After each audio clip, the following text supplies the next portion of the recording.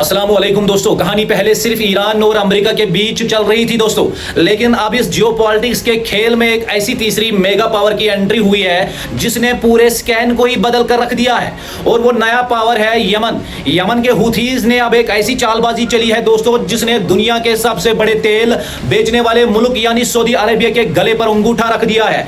दोस्तों ध्यान से सुनिए, जब स्ट्रेट ऑफ हार्मूज बंद हुआ तो सऊदी अरेबिया ने अपना तेल बेचने के लिए दूसरा रास्ता चुना था, रेड सी और बाबली मंडेब का। लेकिन अब यमन ने साफ कह दिया है कि आंख के बदले आंख, उन्होंने सऊदी के लिए इस दूसरे रास्ते पर भी हमेशा के लिए ताला मार दिया है। अल जजीरा कहता है कि अगर ये दोनों चेक पॉइंट्स एक साथ बुला कर रहे ना दोस्तों, तो पूरी दुनिया का 25% तेल और गैस एक झटके में रुक जाएगा।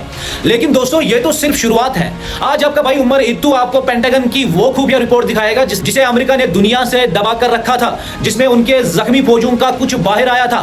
और साथ ही समझाऊंगा कि यह जंग तेल की नहीं बल्कि किसी और ही चीज की है। वीडियो को आखिरी तक देखना और दबाकर शेयर जरूर करना दोस्तों पहले यह समझिए कि सऊदी अरबिया इस जाल में फंसा कैसे।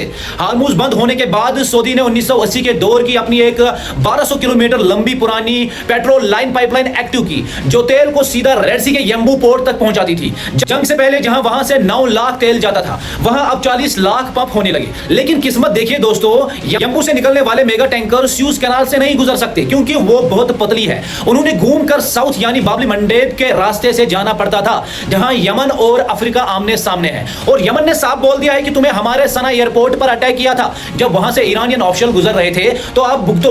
सऊदी अरबिया हार्मूज के डर से भागा और सीधा यमन के लपेट में आ गया। उधर वाशिंगटन पोस्ट ने पेंटागन की नई इंटेलिजेंस रिपोर्ट लीक कर दी है दोस्तों, जिसमें उनके अपने जासूसी इरादों ने व्हाइट हाउस को लिख कर दे दिया है कि सर आप चाहते जितने बमबारी कर लो, ईरान झुकने वाला नहीं है और ना ही वो अपनी कंडीशंस को धीमा करेगा। दोस्तों न्यूयॉर्क टाइम्स और इजरायली अखबार हेरिटेज ने अब तक की सबसे शर्मनाक खबर जो है वो ब्रेक की है। अमेरिका पिछले कई हफ्तों से अपने जख्मी फौजियों का डाटा छुपा रहा था, लेकिन अब सच सामने आ गया है। पिछले 2 हफ्तों में 100 से ज्यादा और इस पूरी जंग में जो है वो अब तक 427 से ज्यादा अमेरिकन फौजी बुरी तरह जख्मी हो चुके हैं और कम से कम 17 से 18 ढेर हो चुके हैं। इंसान सिर्फ तबाही सच छुपाता है दोस्तों जब उसे पूरी दुनिया के सामने शर्मिंदगी का डर हो। इस बेइज्जती से बचने के लिए अब कतर, इजिप्ट और पाकिस्तान ने मिलकर एक ऑफर रखा है कि चलिए 10 दिन का सीज फायर कर लेते हैं और हार्मूज को खोल देते हैं। लेकिन एक्सपर्ट त्रिता पारसी कहते हैं कि ईरान इस जाल में नहीं फंसेगा, क्योंकि ईरान अच्छी तरह जानता है कि अमेरिका सिर्फ मार्केट को ठंडा करने और डोनाल्ड ट्रंप पर से डोमेस्टिक प्रेशर हटाने के लिए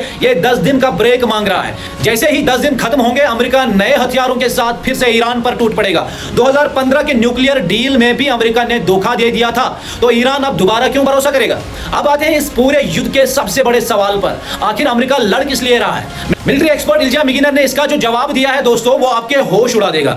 मैग्नियर कहते हैं कि अमेरिका यहां तेल या शिपिंग रूट्स के लिए नहीं लड़ रहा है, बल्कि वो अपनी बची कुची इज्जत और दबदबे यानी कंट्रोल के लिए लड़ रहा है। अमेरिका ने सोचा था कि वो शिपिंग रूट को ओमान की तरफ शिफ्ट करे, ईरान का हार्मूज वाला पत्ता ही छीन लेगा। लेकिन ईरान ने साफ कर दिया है दोस्तों, हम पर 45 साल से सैंक्शन है, अगर हमारा तेल मार्केट में नॉर्मल तरीके से नहीं बिका तो दोस्तों फिर से पूरी दुनिया में किसी का तेल नहीं बिकेगा। या तो सब चलेंगे या कोई नहीं चलेगा। दोस्तों अगर ईरान ने अमेरिका के इस सुपर पावर वाले टैग को हिलाकर रख दिया है और अपनी कंडीशन जो है वो मनवा ली है, तो पूरी दुनिया समझ जाएगी कि अमेरिका की बादशाहत का दौर अब हमेशा के लिए जो है वो खत्म हो चुका है। एक ऐसा रास्ता ब्लॉक हो चुका है और आने वाले दिनों में इसका असर हम सब की जेब पर पड़ने वाला है। दोस्तों कश्मीर से लेकर पूरे देश की जनता इस पर क्या सोचती है, तो दोस्तों कमेंट सेक्शन में अपनी राय जो है वो जरूर दीजिएगा और इस वीडियो को जो है वो ज्यादा से ज्यादा शेयर कीजिए। मिलते हैं नेक्स्ट अपडेट के साथ, तब तक के लिए मेरी तरफ से आप सब लोगों को अस्सलाम वालेकुम।